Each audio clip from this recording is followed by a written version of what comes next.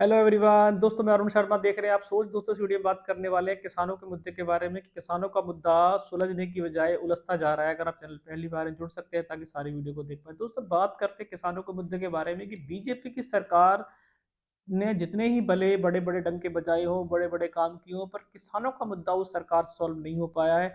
2023 भी किसानों का संघर्षों से भरा रहा और किसानों के काले कानून बीजेपी सरकार ने लाए थे और उसके लिए काफी किसानों ने देखा जाए तो रोड और धरना प्रदर्शन किए। पर बीजेपी को जब इलेक्शन का सहारा चाहिए था तो उन्होंने वो सारे कानून रद्द कर दिए और किसानों का दिल जीता और बीजेपी दोबारा से इलेक्शन मोर्चा मार गई।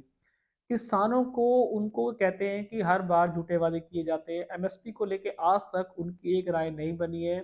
नरेंद्र सिंह तोमर जब किसान मंत्री थे उन्होंने काफी सारी चीजों के लिए किसानों के लिए सोचा, पर वो एक भी स्कीम किसानों के लिए नहीं ला पाए।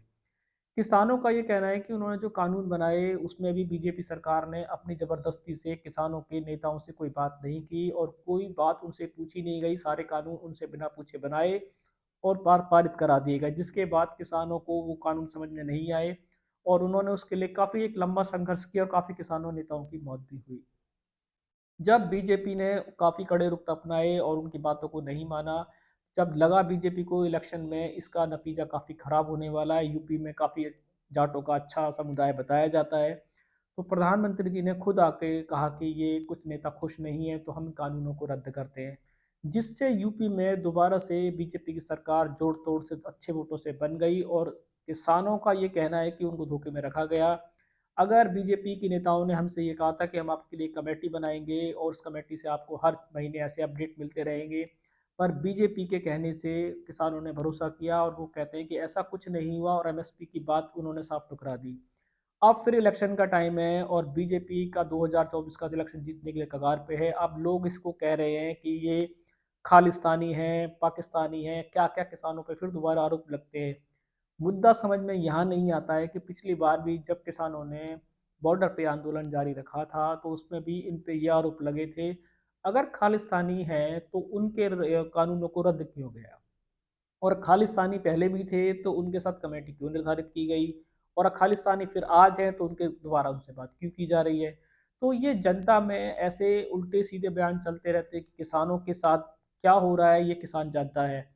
अब बीजेपी ये कहती है कि वो किसानों के खाते में हर साल हर महीने लाखों करोड़ों रुपए ट्रांसफर कर रहे हैं, पर किसान खुश क्यों नहीं हो रहा है? किसानों का उनको बैठ के समझाने में सरकार हर बार नाकाम क्यों हो रही है? क्या किसानों को खुश करना देश का और सरकार का दायित्व नहीं है?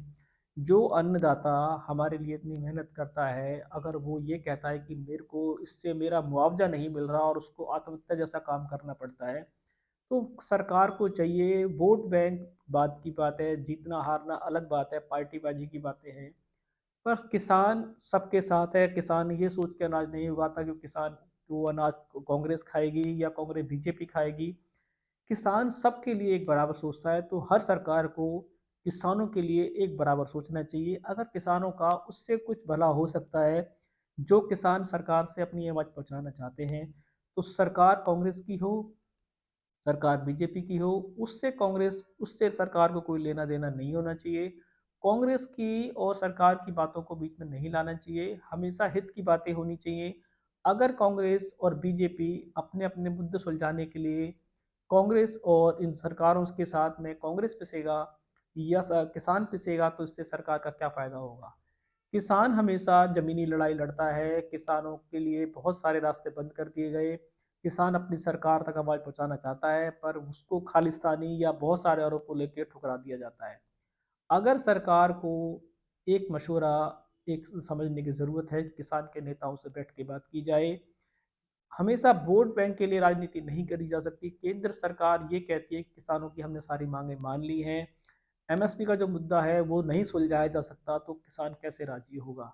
अब किसानों ने फिर दोबारा से अपना आंदोलन तेज कर दिया है और ये आंदोलन कितना रूप लेगा कुछ नहीं कहा जा सकता, पर किसानों से भी सबकी सहानुभूति जुड़ी हुई है और किसानों से की साथ एक अपील की जाती है कि आपको अपनी आवाज़ रखने का अधिकार है, पर कानून से खिलवाड़ करने का अधिकार किसी को नहीं है। आपके आंदोलन के साथ जनता जुड़ी है, इसमें किसी जनता को नुकसान नहीं होना चाहिए। आपको गवर्नमेंट की गाइडलाइन का पालन करना चाहिए, शांति के तरीके से अपनी आवाज़ रखें हो सकता है कि आपकी आवाज़ों में आपकी जो शर्तें हैं सरकार उसमें सोचने में थोड़ा टाइम ले, और हो सकता है कि उसमें थोड़ा टाइम गवर्नमेंट की तरफ से लग जाए। पर हर सरकार का एक ही पहलू होना चाहिए कि वो जितना जल्दी चाहे किसानों को एक अच्छी स्कीम का फ़ायदा उठाने के लिए करे, ताकि वो आने वाले समय में ऐसे रोडों पे प्रदर्शन करते नजर ना आए। और अब इसमें बीच में नया रूप हो रहा है कि ये मोदी को हराने की चाल है, बीजेपी को हराने की चाल है। ये मुद्दे तो बीच में चलते रहेंगे, पर सरकारों को देश की समस्या से जूझने की ज़रूरत है। और किसान इस टाइम रोड पे जूझ रहा है, भले ही उसमें किसी की शरारत है क्या है, वो तो उनके साथ बैठ के बात की जाएगी। जो नियमित बातें होंगी उसको मानना गवर्नमेंट को चाहिए। उसमें कुछ बातें ऐसी हैं जो संशोधन की जा सकती है, जो किसानों को टाइम मिलना चाहिए।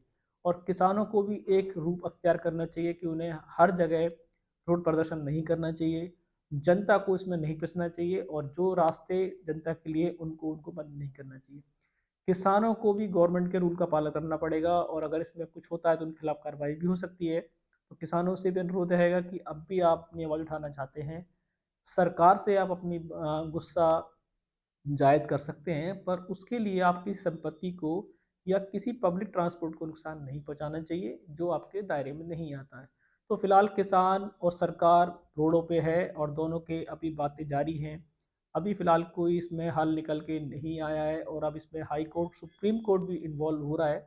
देखते हैं कि इसमें क्या रिजल्ट नया आएगा, क्या किसान दोबारा से बीजेपी की कोई नई स्कीम का सहारा लेंगे, या सरकार उन वास्तव में जो मुश्किलें हैं उनको सॉल्व करने में सहायक होगी। दोस्तों फिलहाल हमने रुझान पर नज़र बनाई है कि क्या हल इस पे निकल के आएगा, हम आपको समय से पहले बताएंगे। अगर आप चैनल पहली बार जुड़ सकते हैं ताकि सारी डिबेट टाइम पे मिलेगी। दोस्तों मैं अरुण शर्मा मिलूंगा नई सोच के साथ, तब तक अपना ध्यान रखें। नमस्कार।